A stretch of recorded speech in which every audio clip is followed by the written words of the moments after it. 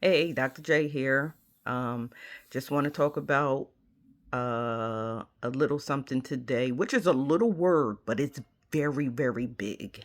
And the word is fear, right? I know I keep finding these four-letter words, but fear is a major word that makes major ripples in your life, right? And so when I was growing up, I was a very quiet child, very timid, right? Not very much like you didn't hear from me because I was just afraid of everything. Everybody, you know, fear had a hold of me, even as as a child. People that meet me now and I tell them that, they're like, "You scared? What? You do stuff that I would never think of doing." And I laugh at that because now I say, well, because I have worked through that fear, right? I have worked through it. Does that mean I'm not afraid of anything these days? No, I'm still afraid of some things, right? But what I've realized is that fear is based on the unknown, right? A lot of times we're afraid to either move forward in life, relocate, start a new job, start a business because we don't know what the future holds, right? And to be honest with you, unless you're God or a psychic, you don't know what the future holds, right?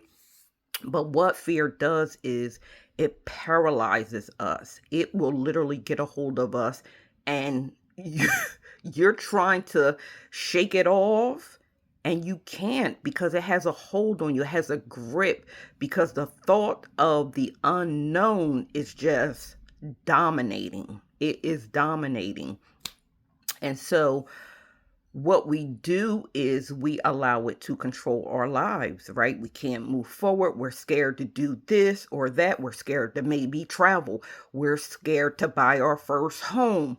We're scared to get in a relationship because the last one failed. We're scared to leave a job because even though we hate the job, it pays our bills, and we're not struggling. We might still be, wanting more, but we're not struggling. I found myself in a situation like that. I stayed at a job for 5 years longer than I needed to be there. Now, did I learn a lot in the time I was there? Absolutely. Absolutely. I learned a lot. But I was miserable for the last 5 years. I was at that job, but it was a secure job. It was a state job. I had good pension and benefits and I could travel all over the world and stuff like that. But I was miserable because fear had me paralyzed. I was scared that even with my credentials, I couldn't go forward in life, right? And so, what I started to do, what I had to learn how to do was weigh my pros and cons, right? Now, let me back up real quick. Fear, don't see fear as a completely negative thing, right? Or should I say this? Fear and caution are two different things, right? We should all be cautious about making certain decisions, just about life in general, right? Be cautious about the type of choices you're making.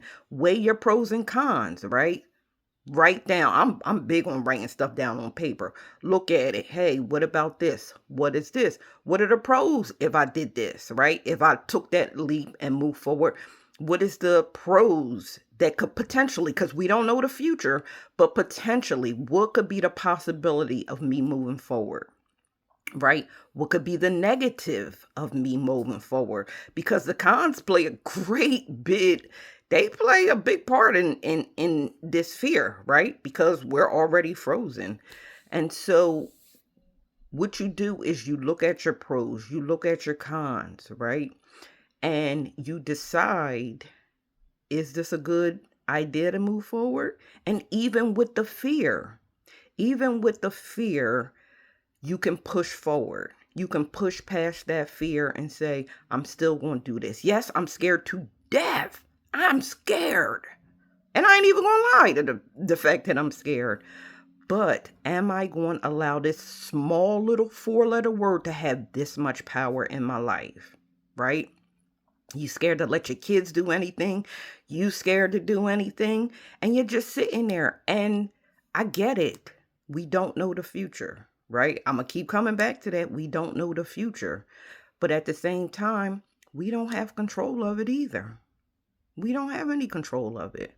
And so I would say, if you can, learn how to push past the fear. I ain't talking about going out here doing nothing crazy that's going to get you locked up or in the grave. No, no, no, no, no. I'm talking about stuff that could potentially benefit your life for the good. Don't allow fear to rob you out of your future. Don't do it. Don't do it. Don't sit there with the coulda, woulda, shouldas, right?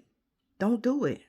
Don't do it, because a lot of people die and go in their graves, and if we were to hear their stories, they say, I should have did, I should have tried, or at least should have tried it, or at least should have gave it an opportunity. You know, don't allow fear to not only paralyze you, but rob you of your dreams, right? And sometimes, one thing I've realized about fear, not always, but sometimes, fear is basically can be a mirage, right? It can be a mirage.